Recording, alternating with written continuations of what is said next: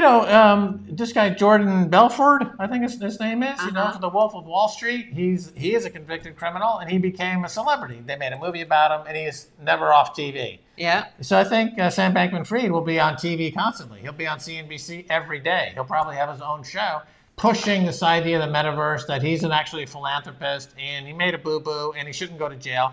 And this will go on for years. We're going to have to listen to this guy espouse his moral universe of never having any consequences and just hitting reset every time you feel like it for years and years.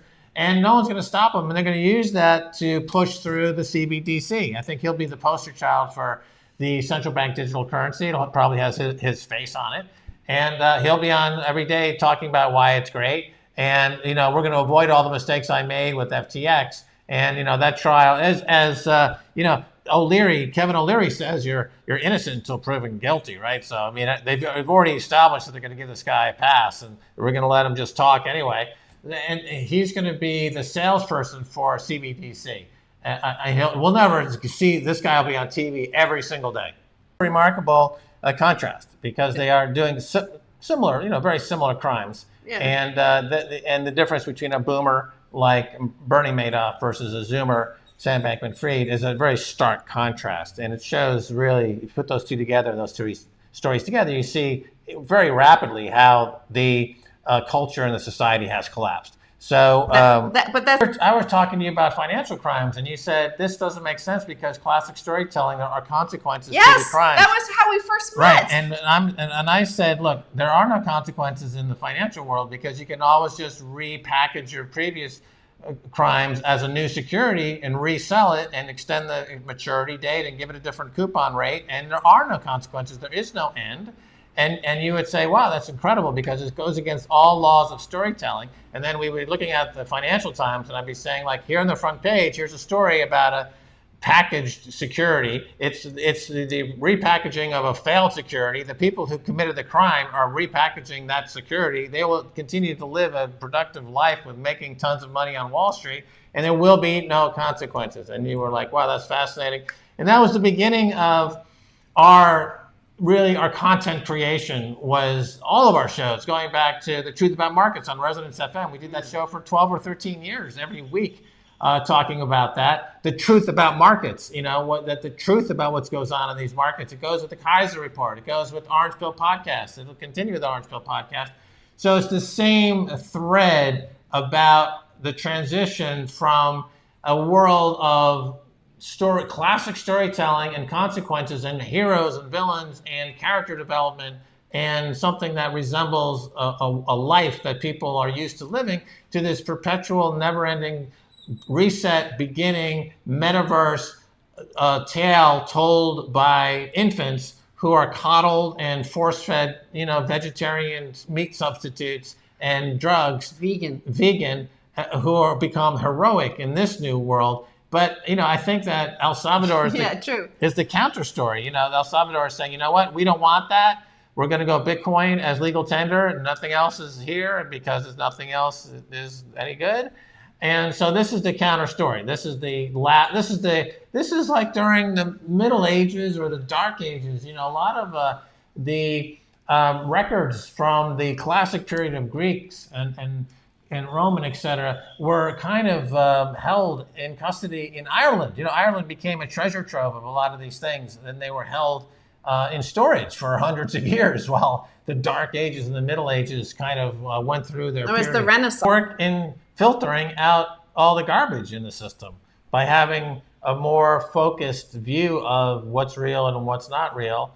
Every 10 minutes this happens. So yeah, I agree with that. I mean, just because people were early into Bitcoin, very few actually lasted more than a few years before they went down the path of shitcoining. And I can only think of maybe 10 or less that actually have stuck it through this long. Yeah, well, here we are. It's Christmas time in El Salvador. We are in San Salvador, the capital city, and it's sunny as heck. It's 85 degrees, 35% humidity. I'm looking at the snowpocalypse on the East Coast and then the heartland of the United States, and I laugh, ha, ha, ha, because, of course, none of that is here. It's just hot and relatively dry splendiferousness on the weather front. It's a video game. So those days and nights in the prison in Bahamas was equivalent to when you open a bad door in a video game and you have a penalty, or Chutes and Ladders. You know, it's a great game we used to play as kids. You have a ladder, you go up, and then you hit a chute and you fall down. So this is just part of the video game. He had a 4 or 5 night experience in the simulated prison environment. It was all put together for him as part of his game operators. There is no prison in the Bahamas. He never was involved in any scandals per se. He's just part of the simulation, and he had to go into that experience of the simulated prison. And now he's on an airplane flying around with guards. He's looking for his next power up pill to take to get to the next level of the video game. So he's definitely leading in this particular game called FTX Scamafraud. And he's definitely the most winningest player. His girlfriend, Caroline, is in New York. She's trying to play the game as well. Apparently, she's copped to charge and to save on some simulated jail time. But she's out drinking fancy coffee and Starbucks and whatnot. So this is really, the culmination of 30 years of gaming, I would say. Well, the type of bail, actually, the classification of that bail, means that his parents had to put up exactly zero. They put up their $4 million house to secure this $250 million bail. They had to put up zero cash. So absolutely nothing was put up. Now, as far as the other players in Rikers, those are what we call, I forget the initial now, NPCs or non-playing characters. NPC. Yeah, non-playing characters. They're in the game. They're just the background noise to the game. They're not actually in the game. So they don't count at all. They're just they're written in, they're programmed into this game called Who Wants to Be a Quintillionaire, and they don't exist either. So also, what reminded me of this guy, Sam Bankman-Fried, he looks a lot like Dora the Explorer. You know that cartoon? It's Dora. She wears a pith helmet and she goes around. It's a cartoon, and she's looking for wildlife in the jungles and whatnot. And they look kind of similar. So I guess it's Nora the Explorer meets the Matrix meets Who Wants to Be a Quintillionaire. And there's going to be a 3-picture deal. I'm sure he's going to do a deal with Hollywood. I'm sure that law that says if you're a convicted felon, you can't, or in the process of being a convicted felon, you can't do a Hollywood deal to capture or make money on your criminal activity. I'm sure that'll be waived. I'm sure he'll be starring in a 3-picture deal for Paramount Streaming, starring Sam Bankman-Fried, reenacting all the key moments in his journey, his incredible epic journey through the simulated jail in the Bahamas, through the Gulfstream jet, through Rikers Island. I mean, what a freaking story. What a great TV show this will be. Skin swapping is in the metaverse, where you want to be a penguin one day and the next day you want to be a giraffe, or you want to be an explorer, you want to be a prisoner in a fake jail. You want to be a prisoner, yeah. Yeah, in Bahamas. That's another skin in the game. And you trade the phantom tokens and the game tokens, and it's a big part of the big game. And I thought was very interesting is that once the bail was announced, that FTT, which is the fake token of FTX, went up. It's a huge rally.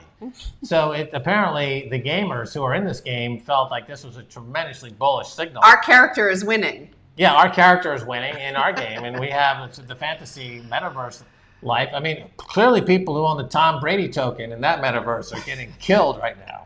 But people who own the Sam Bankman-Fried token in the metaverse, where he just went through the Bahama fake jail, they're doing great. I mean, they went long FTT, the phantom token. Did he secure his bail with FTT tokens? I wouldn't be surprised to find out if Gary Gensler and all those guys accepted FTT tokens in lieu of actual whatever in this gaming metaverse, right? I mean, he's on his laptop. So he obviously no prisoner in that situation ordinarily who wasn't a Gen Z gamer would have access to a laptop, right? I mean, this is a guy who's stole $8 billion recently, but he's out there probably cooking up something called bail coin, which is going to be circulated soon on all the major fake exchanges. It'll have a market cap of 30, 40, 50 billion dollars, and he'll swap his $250 million bail for this new bail. It'll be maybe a $500 million bail, but it'll be backed on this new token, which is now traded on some other exchange. It won't be Bahamas, maybe in the Cayman Islands,